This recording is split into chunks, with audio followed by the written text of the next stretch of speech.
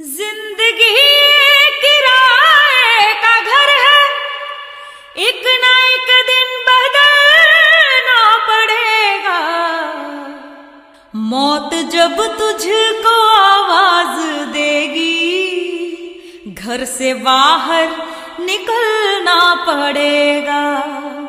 मौत जब तुझको आवाज देगी, घर से बाहर निकलना पड़ेगा। अस्सलामुअलैकुम वरहमतुल्लाहि वबरकातुहू। कैसे हैं मेरे प्यारे दोस्तों? उम्मीद है कि आप सब लोग अच्छे होंगे। तो मेरे प्यारे दोस्तों, आज मैं आ गया हूं कब्रिस्तान में। आज मैं आप लोगों को कब्रिस्तान के अंदर जाने का मुकम्मल तरीक़ा और कब्रिस्तान के अंदर जा कर के फ़ातिहा किस तरह से पढ़ते हैं और कब्रिस्तान के अंदर किस तरह से जाना चाहिए, कौन सा कदम पहले डालना चाहिए और कब्र के पास कैसे खड़ा होना है, ये पूरा मुकम्मल तरीक़ा आपको हम बताने वाले हैं। तो आप इस वीडियो को आखिर तक देखते रहें। मेरे प्यारे दोस्तों, अगर आप पहली बार चैनल पर आए हैं तो चैनल को सब्सक्राइब कर लें और वीडियो को लाइक कर दें। तो मेरे प्यारे दोस्तों, आइए चलते हैं हम कब्रिस्तान के अंदर। देखें, सबसे पहले तो आप ये करें, जैसे ही आप कब्रिस्तान के पास आएँ तो पहले आप कब्रिस्तान वालों को सलाम करें। सलाम आपको कैसे करना है? अस्सलामु अलैकुम या अहलल क़ुबूर, इस तरह से आपको सलाम करना है। और सलाम करने के बाद आपको कब्रिस्तान के अंदर इस तरह से दाखिल होना है। सबसे पहले आपको अपना दायां वाला पाँव लेना है, जिसको हम लोग दाहिना पैर बोलते हैं। उसको आपको कब्रिस्तान के अंदर इस तरह से रखना है और उसके बाद फिर आ जाना है कब्रिस्तान के अंदर। तो चलिए हम लोग चल रहे हैं कब्रिस्तान के अंदर और हमें एक कब्र पे फ़ातिहा पढ़ना है। मैं आपको बताऊंगा कि कहाँ पे कब्र पे खड़ा होना है और कहाँ पे खड़े होकर के फ़ातिहा पढ़ना है, किस तरह से दुआ करना है। तो आइए चलते हैं।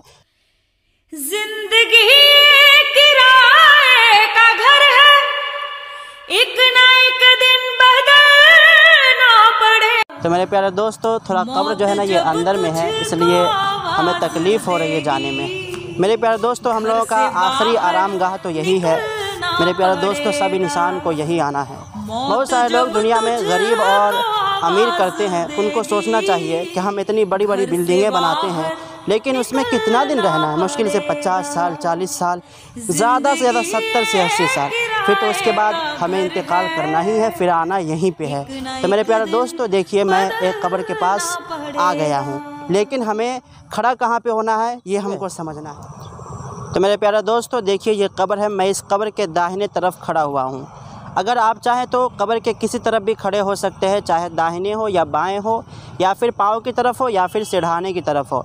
लेकिन मेरे प्यारे दोस्तों, आप जब किसी मज़ार शरीफ पर जाएं तो आप मज़ार शरीफ के मतलब पाँव की तरफ खड़े हों, इसलिए कि जिनका मज़ार शरीफ होगा ना, उनकी नज़र आपके आमने सामने रहेगी। तो मेरे प्यारे दोस्तों, जब भी आप किसी मज़ार शरीफ पे जाएं तो आप पाँव की तरफ खड़े हों। लेकिन और अगर कोई आम कब्र है तो आप जिस तरफ चाहें, जहाँ भी खड़े होकर के फ़ातिहा पढ़ सकें। तो मेरे प्यारे दोस्तों, आइए हम आपको बताने जा रहे हैं कि कब्र पे फ़ातिहा किस तरह से पढ़ना है।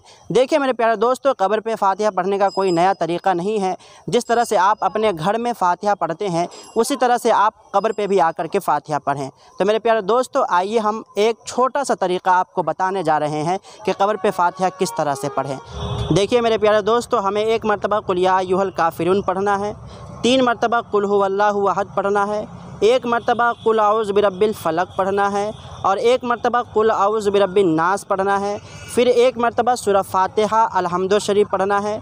इसके बाद मेरे प्यारे दोस्तों, अगर आपको आयतल कुर्सी याद है तो आप आयतल कुर्सी पढ़ लें। अगर नहीं याद है तो कोई बात नहीं, आप अपने हाथ को उठा करके दुआ करें। लेकिन मेरे प्यारे दोस्तों, बहुत सारे लोग ये भी कहते हैं कि हम तो जाहिल हैं।